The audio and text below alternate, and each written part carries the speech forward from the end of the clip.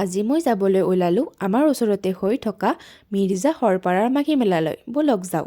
Hello', মই নিক্সিতা। মোৰ অন্য এটা মিনি ভ্লগলৈ সকলোকে স্বাগতম জনালোঁ। মোৰ লগত ওলালে মোৰ লগৰজনীও।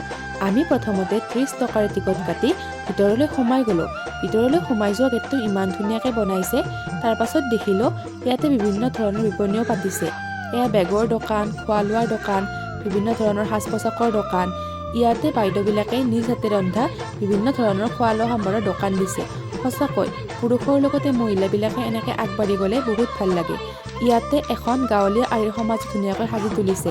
এয়া ৰান্ধনী ঘৰ, থকা ঘৰ, ভঁৰাল ঘৰ, তাৰ পাছতে খেৰৰ পুঁজি, গৰুৰ গাড়ী, আজিকালি যে এইবোৰ দেখা নোপোৱাই হ'লোঁ।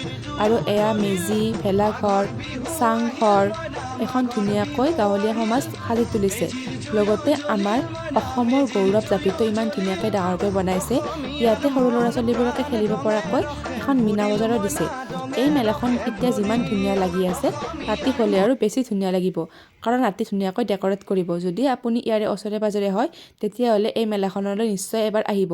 এই মেলাখন থাকিব 12 তাৰিখলৈ। এয়া মই বগৰীখাই যাবলৈ ওলালোঁ ঘৰলৈ। বাই বাই, আজিলৈ আহিছোঁ। অন্য এটা মিনি ভ্লগত লগ পাম।